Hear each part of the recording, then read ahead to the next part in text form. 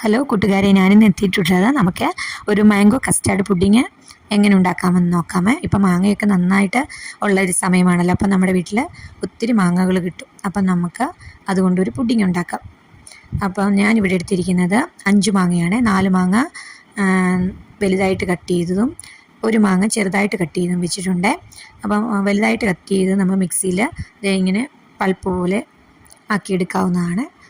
ഇനി നമുക്ക് വേണ്ടത് കസ്റ്റാർഡ് പൗഡറാണ്. 3 ടേബിൾ സ്പൂൺ കസ്റ്റാർഡ് ഞാൻ ഒരു ബൗളിലെടുത്ത് കുറച്ച് പാലൊഴിച്ച് അത് കട്ടയില്ലാതെ നന്നായിട്ട് ഇളക്കി മിക്സ് ചെയ്യുന്നുണ്ട്. അത് നമുക്ക് എടുത്തിട്ട് നന്നായിട്ട് ഇളക്കിയിട്ട് അവിടെ മാറ്റി വയ്ക്കാവുന്നതാണ്. നന്നായിട്ട് കട്ടയില്ലാതെ ഇളക്കി അവിടെ മാറ്റി വയ്ക്കാം.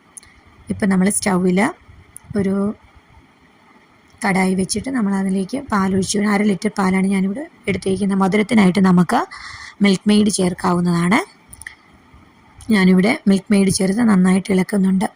ഇത് പാല് തിളച്ച് വരുന്ന സമയത്ത് നമുക്ക് നമ്മൾ മാറ്റി വെച്ചിരിക്കുന്ന ആ കസ്റ്റാർഡ് കൂടെ ചേർത്ത് നന്നായിട്ട് ഇളക്കി കൊടുക്കാം. നമ്മൾ കസ്റ്റാർഡ് ഒഴിച്ചതിന് ശേഷം നമ്മൾ കൈയെടുക്കാതെ നന്നായിട്ട് ഇളക്കണേ, അല്ലെങ്കിൽ നമ്മൾ അത് അടുക്കി പിടിക്കാനുള്ള സാധ്യതയുണ്ട്. അപ്പം ഞാനിവിടെ നന്നായിട്ട് കസ്റ്റാർഡ് കൂടെ ഇട്ടതിന് ശേഷം നന്നായിട്ട് ഇളക്കി കൊടുക്കുന്നുണ്ട്. ഈ ഒരു പരുവമായി കഴിയുമ്പോഴത്തേക്ക് നമുക്ക് അടിച്ചു വെച്ചിരിക്കുന്ന മാംഗോ പൾപ്പ് കൂടെ ഇതിൻ്റെ കൂടെ ചേർത്ത് കൊടുക്കാവുന്നതാണ്.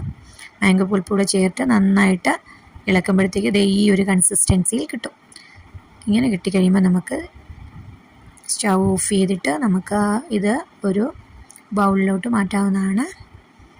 ഞാൻ ഇത് ഒരു ബൗളിലോട്ട് മാറ്റിയിട്ടുണ്ട്. അതിൻ്റെ പുറത്തേക്ക് നമ്മൾ കട്ട് ചെയ്ത് വെച്ചിരിക്കുന്ന മാംഗോയും കൂടെ ഇട്ട് കൊടുക്കുന്നുണ്ട്.